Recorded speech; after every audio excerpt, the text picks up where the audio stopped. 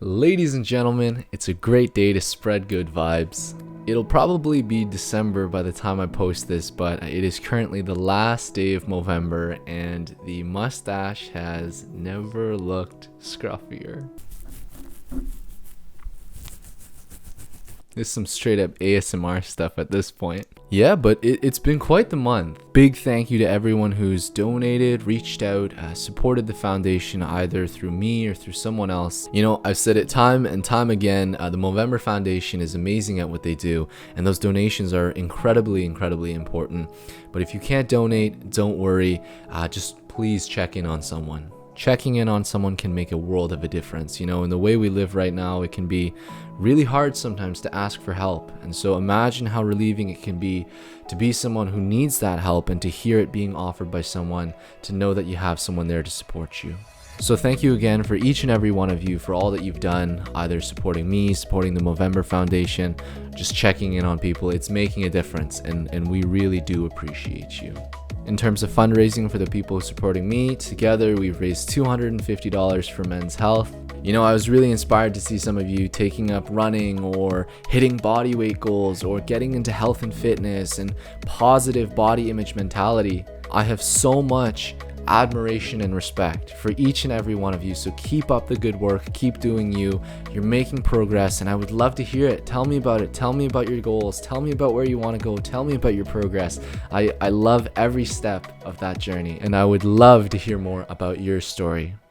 Personally, I moved 63 kilometers this month.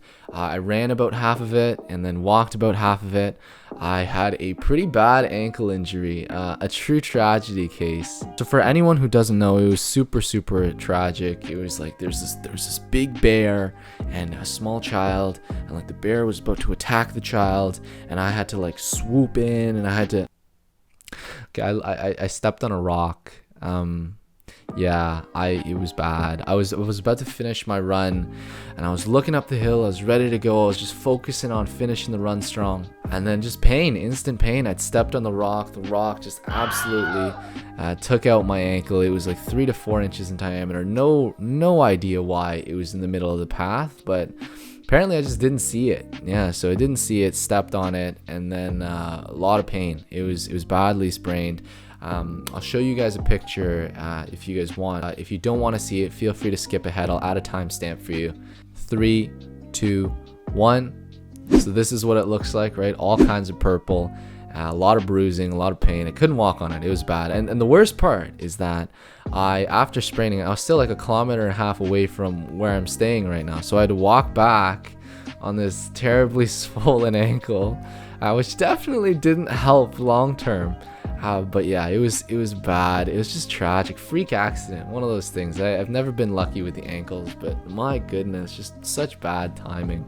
You know, at that point, I just finished about 26 kilometers, almost 30, 26 kilometers.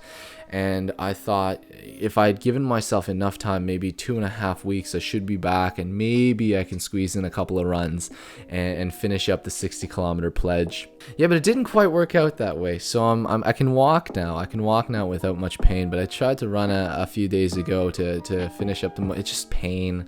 A lot of pain. It was not good. I was like hobble skipping, and I realized very quickly if I tried to run it anymore, it would do more harm than good. So I thought, you know, I'll finish the month with a bunch of walks. Caught some sunsets. For people who know me, they know that I love my sunsets. Amazing. Oh. But yeah, I will definitely focus on the rehab and resting it up, and I do plan on being back in the spring, taking up the running again. If anyone's looking for a running partner, let me know. If you can help me look out for rocks, I appreciate you. So other than that, other than the pledge, I held a roast on Instagram of my mustache at the time.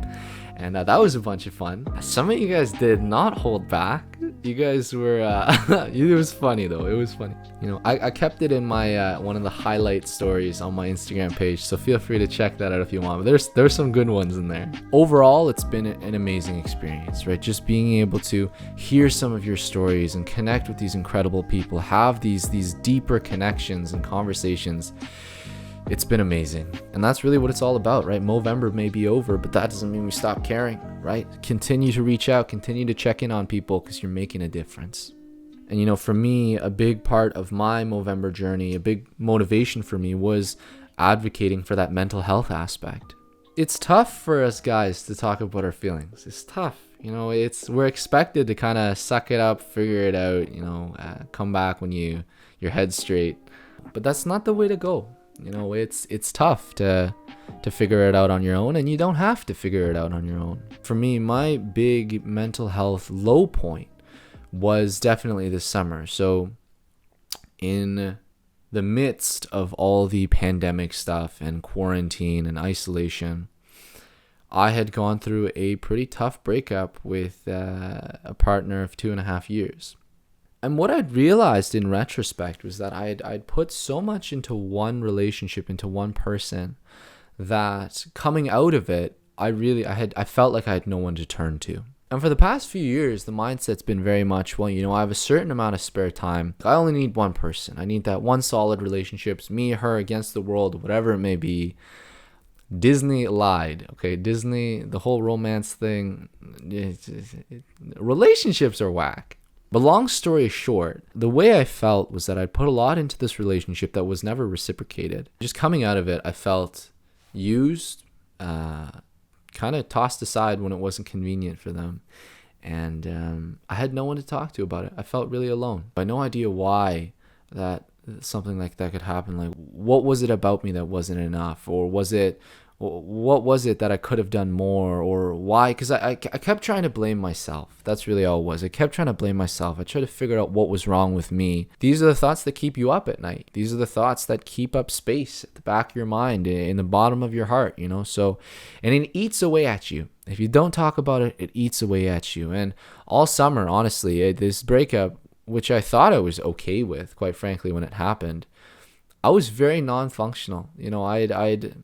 I just had a lot going on inside my head that I had no one to talk to about. Very low motivation levels, didn't really get much done. You'd wake up in the morning, you kind of go about your day, you walk around, you drag your feet, you go back to bed, and you don't sleep well because, again, you have all these thoughts keeping you up. The lowest moment for me, this is so sad. So I love shawarma, right? I love my garlic sauce. And I remember one day in the summer, I was like, I need something to pick me up. So I looked up a recipe, I decided to make garlic sauce, and we don't have a food processor, so we had to use like a magic bullet, so it's an extra step where you have to open it, add the oil, whatever, close it, right, open it, add the, so it's a hassle. It took me like 45 minutes, but I made this garlic sauce. Delicious. I was so proud of myself. I'm like, this is what I needed. And then I realized and this was the saddest thing, I realized I wanted to call someone to tell them that I'd made this garlic sauce, and I was so happy about it. And I had no one to call. I wanted to call my ex because we had this big sentimental thing with garlic sauce, but obviously that's not an option.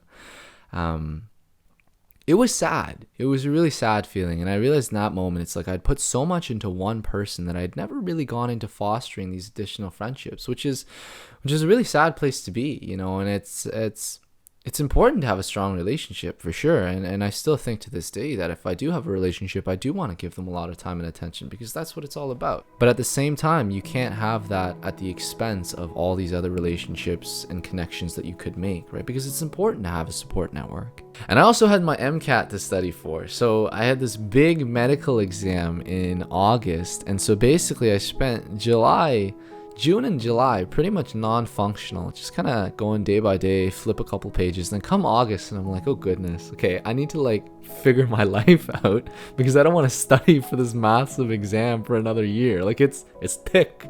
For anyone who knows the MCAT, any of these standardized exams, it's thick, it's big. So I knocked some sense into myself, and I just suppressed. So all of these emotions and feelings and thoughts that had been boiling inside my head and my heart, I just pushed them down. I was like, honestly, I don't need this right now. I need to figure my life out. I need to write this exam.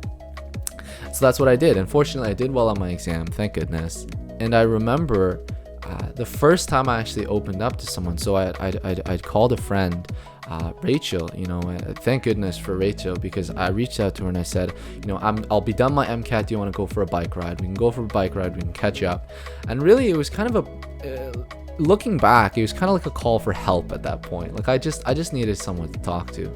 And so she was like, no problem. We met up, and thank goodness for her, because I pretty much just I just unleashed like all of it. I just like let it out. I was completely raw, unfiltered, just all the thoughts that had been eating away at me. And she just kind of like, she would just listen. You know, she offered some of her thoughts and stuff, but just being able to speak to someone about it for the first time after, you know, 4 or 5 months of not being able to talk to anyone, that was a huge moment for me, you know. And I realized in that moment that it feels so good to know that you're not alone, that you have someone to listen to, and that it'll be okay, right? It's strange to describe because really all we did was we had a conversation. You know, we just talked about it, right? I was like lying on the grass. You know when you're talking to someone and you start like doing like the thing with your leg and like stretching it out, and you just kind of like, you don't even realize you're just talking at that point. So yeah, you know, I'm super thankful for Rachel for, you know, hearing me out. And I've had more conversations since. I've been able to connect with some good people. I've connected with old friends. I've met new people, and you bounce ideas off each other. You exchange stories, you exchange experiences, and you just acquire this new perspective and outlook that you wouldn't get on your own. I've connected with old high school teachers. I've connected with people I haven't talked to since elementary school. I've reached out to people over social media. It's so amazing what's out there and the people that you can talk to and what you can learn from them. And I'm so fortunate that I've been able to meet people recently who I can very proudly say they help to form a strong support system for me. Like, I know if I need to talk to someone, I have them, because they constantly remind me. They say, listen, if you need something, just reach out. If you need something, just reach out, right? And so right back to the beginning, it doesn't matter if you make the donations or the big fundraisers, whatever it may be, sometimes just reaching out to check in on someone, it can make a bigger difference than you think it can. So that's really it. I mean, take home messages from my experience behind this mustache. 1, guys, it's okay to have feelings. Guys and girls, everyone, it's okay to have emotions. They're real and they're okay. Number 2, it's okay to talk about them. You can try to figure some of it out on your own, but you don't have to do it alone. It's rewarding to open up, and you do have every right to talk about it and to try and figure it out. And 3, find people you can talk to, right? Or be someone that people can talk to you for, right? So reach out, check in on people, and if people check in on you, maybe take their help sometimes. It's tough to accept help because for a number of years I'm like, no, figure it out myself. You know, I don't need your help. But it's life-changing to actually know that you have people there for you, and it's so much simpler sometimes just to accept that help, to accept that connection, to accept that vulnerability. And it's tough. It's not easy, but I promise you, it's so worth it. So that's it. That's the story behind this mustache, right? And I'll leave you with a quote that I actually got from my high school French teacher who I recently connected with over Movember. And the quote goes like this: "It is important to remember that when times are tough and it seems like there's little light around, there are many people standing just outside of your field of vision, cheering you on." And that really resonated with me because, you know, there's hope.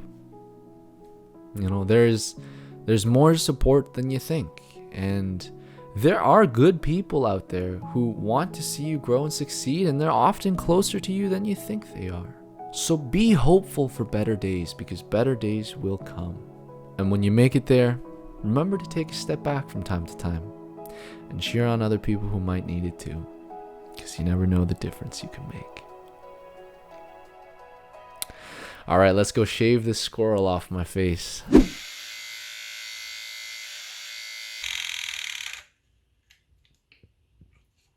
Yes, my razor died. I guess it wasn't meant to be.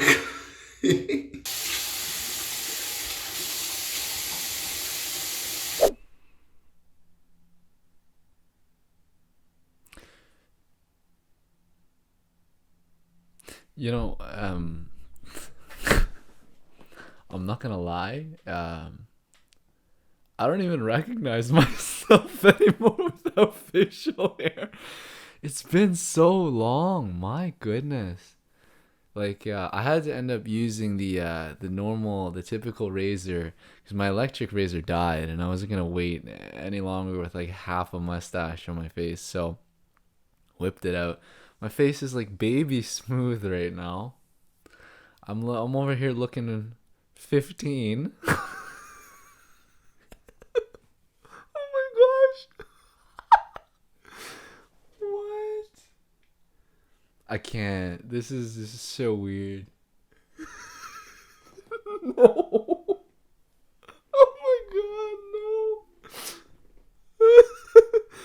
Well, there you have it, folks. That's been Movember. She's gone. What do you think? Do I look better with a mustache or without the mustache? Let me know down in the comments. This is wild. I don't remember what I look like without facial hair. It's been so long. Let me know down in the comments below if you think I should keep it shaved or if I should grow it back. I don't even recognize myself. I hope you enjoyed the video, and again, this is all for men's mental health. If you ever need to reach out and chat, please do. Don't ever hesitate. If you enjoyed the video, remember to like, comment, subscribe, share, whatever it may be. I appreciate the support. Really, it's just about sharing the message, and I look forward to seeing you guys in the next video. See you next time. Bye-bye.